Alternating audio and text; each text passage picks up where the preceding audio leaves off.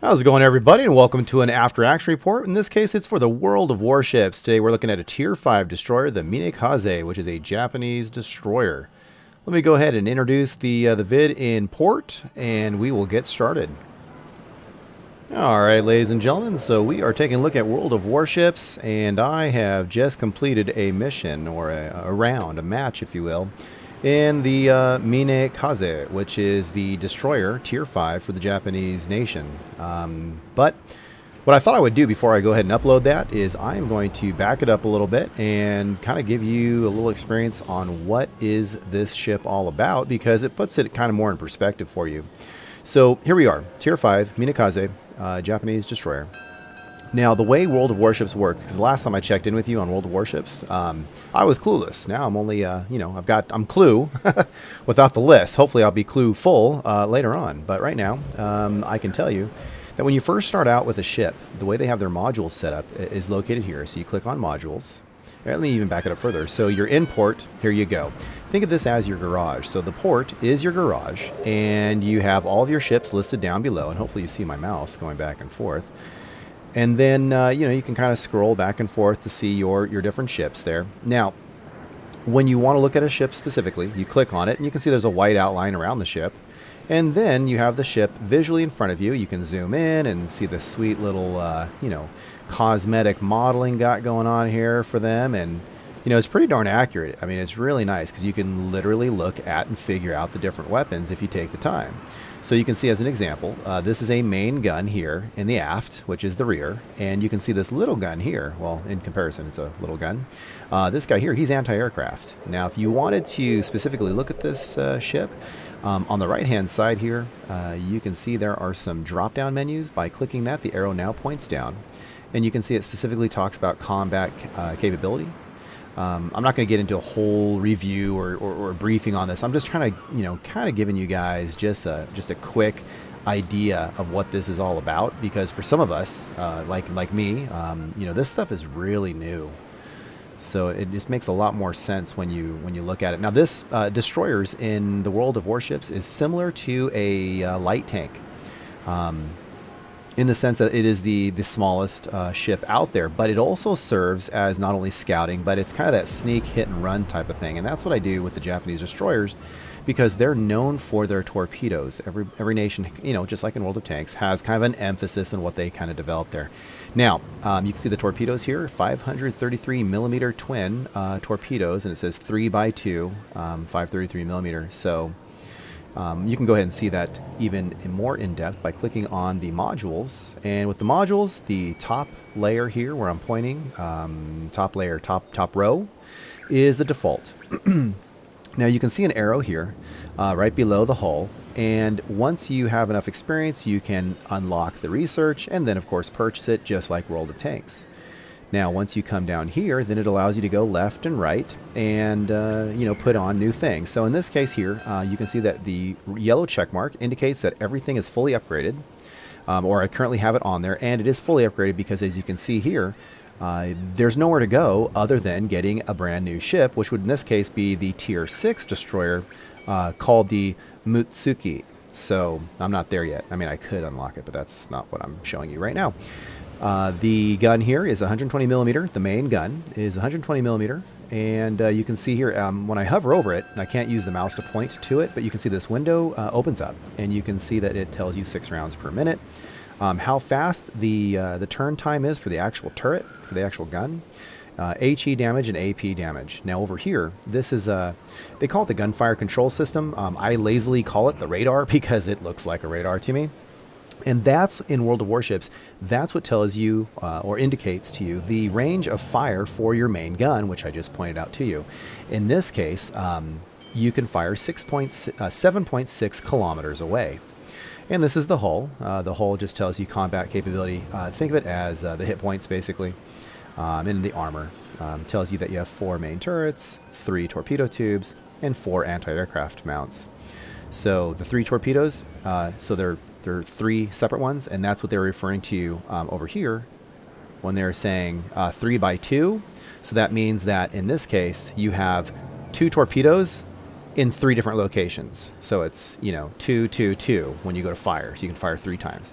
Now this particular item here is the torpedoes. It's a Type 89, and you can see here they're specifically telling you, hey, maximum damage 14,400, torpedo range. Now this is really the reason why I was sharing this with you, because when it comes to World of Warships, it's well, I don't know where to begin, but it's a lot different than World of Tanks, and you kind of think ahead. There's not a lot of dancing around going on as quickly. You can't change your mind as quickly as in, say, World of Tanks, where you can play peekaboo, you know, peekaboo back and forth and in and out. Now, with the World of Warships here, 10 kilometers for a torpedo range is pretty darn huge. I mean, as you can see, with my main guns, that's 3 kilometers more than the guns can reach. So basically, I can identify a target out there. That doesn't mean I'm going to guarantee to hit it, because they can always steer away. But the point is that I can identify a target, lock on them, fire the torpedoes, cross my fingers, and hope that it will hit them. Now, they can dodge out of the way, but the point is that the torpedoes will actually travel 10 kilometers before they stop moving and sink. The torpedo speed is 57 knots, and the rate of fire is 1.3 rounds per minute.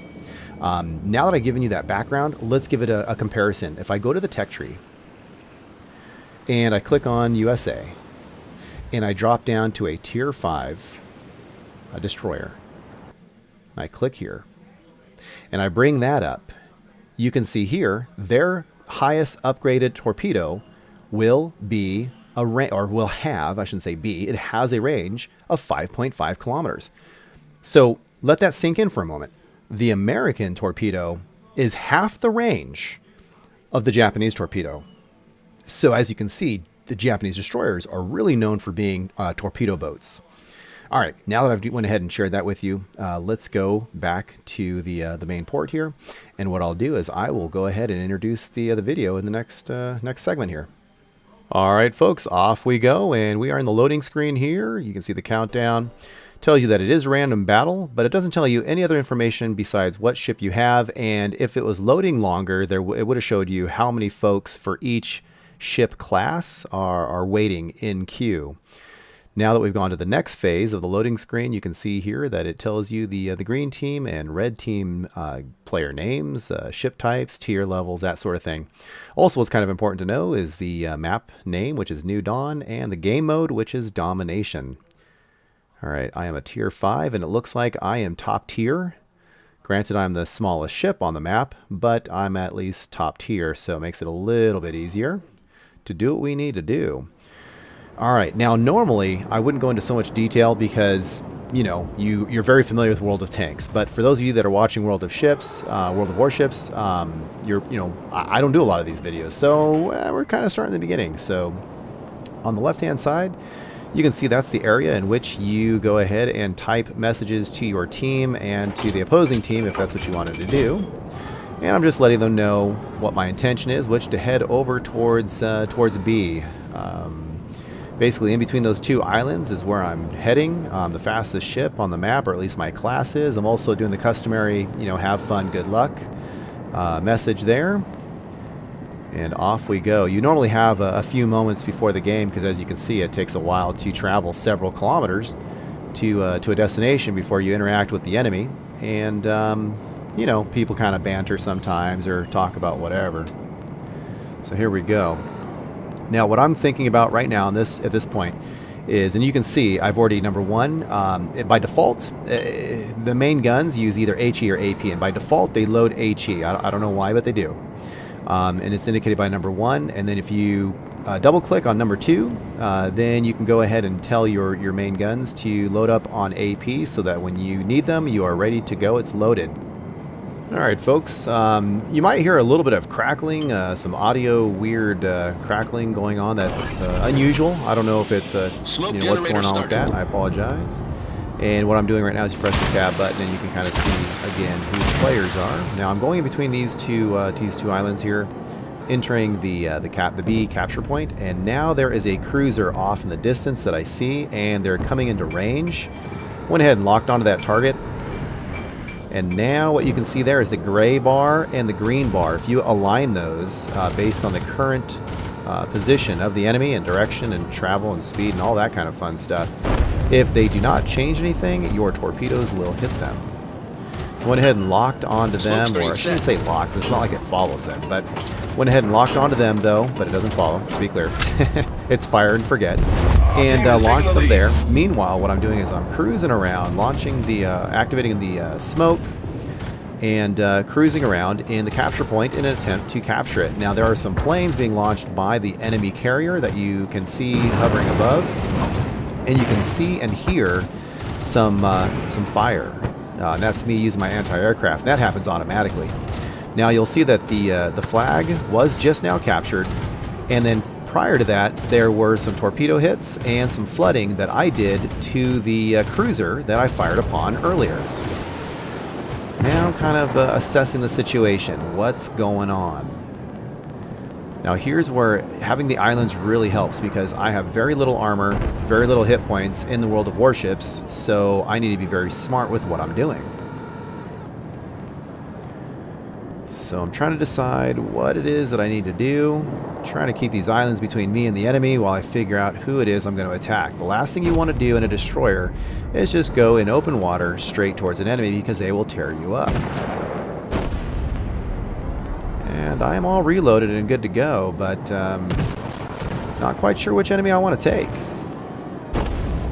Now, typically with a destroyer, what I'd like to do, when it's possible, is hide behind an island and swing around and expose myself at the last minute, unleash my torpedoes, and move about my business. So it turns out that nothing's really going on except for those battleships way off in the distance. And I'm using my mini-map in the right-hand side. But then finally I noticed in the southeast area there is some activity which I can go ahead and capitalize on, so I'm going to head in that direction to assist my fellow greens. That seems like where it makes the most sense. Plus I might possibly be able to assist with the A capture. There we go, going in. And I'm thinking about unleashing on that guy, but you know, you have to be turned sideways to fire your torpedoes. And I want to gain some more distance, because the closer you are to your enemy before you unleash your torpedoes, the shorter time they have to react to dodge your torpedoes.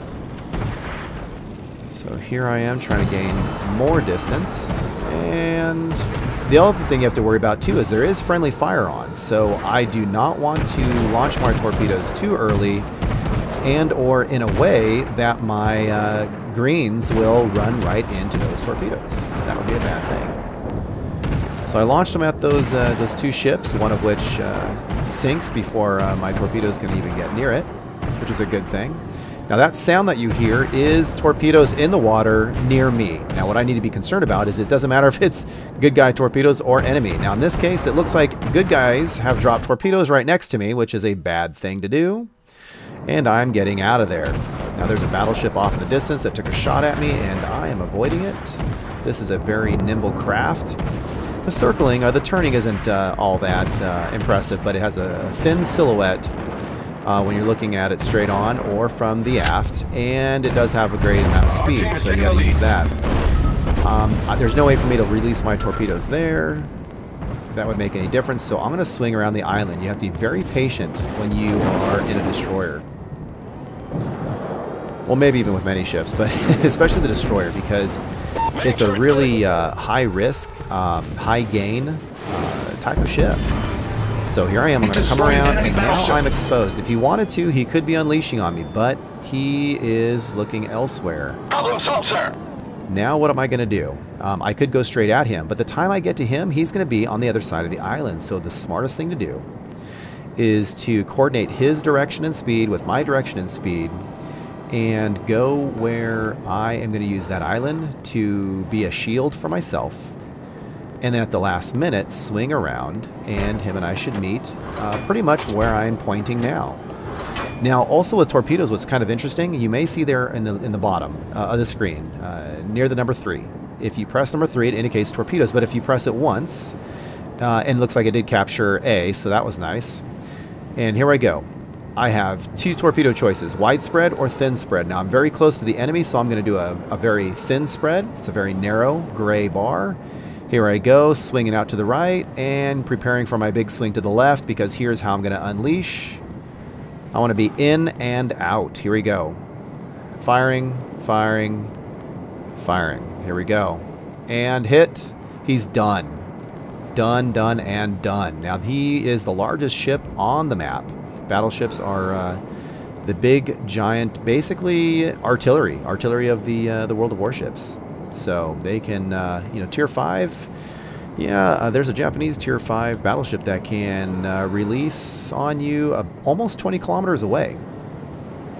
So they are the artillery of the sea. All right, now what I'm doing is I'm looking for the CV, which is the short and abbreviated version of aircraft carrier. I don't remember why, but I think it's carrier, and then the V stands for like a specific type of carrier.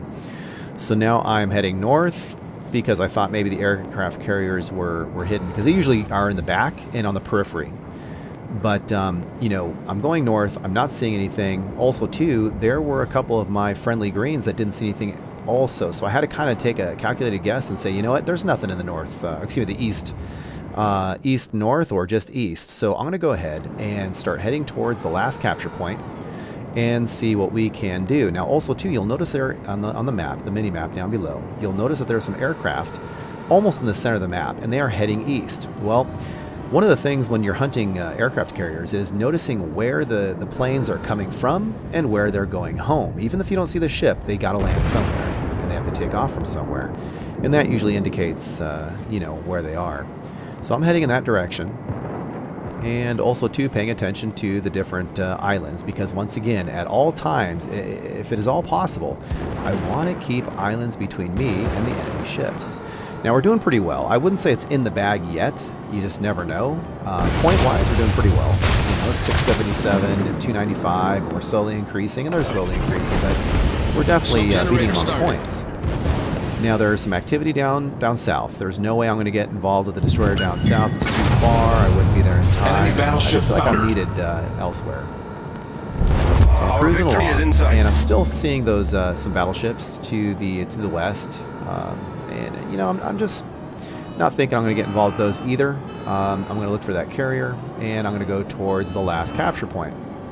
However, I'm noticing that we're starting to run out of time. And when I say run out of time, I mean that it looks like we are winning pretty well, where we only have about less than 300 points before the game ends. So I'm going to go ahead and try to get some more damage on the enemy, because that's, of course, where you get the points. I pressed M, which gives you the big overhead map, and you know, kind of looked at what islands are in between and that sort of thing. And I've decided, you know what, we're going to go ahead and give it a try. So I'm sharing that information all the time with my teammates of what my intentions are in an attempt to coordinate. And I'm going to go ahead and head southwest. And I'm going to use these islands, even if it's a little island, I'm going to use that stuff to protect me from the enemy fire. You'd be surprised, though, if they are far enough and they can see you, they can arc the fire up and over small islands. So it's not a sure thing. Alright, so I'm cruising along. I've narrowed my field because I'm pretty close to the enemy. There's not very many kilometers between myself and the enemy. It's worth it. Here we go.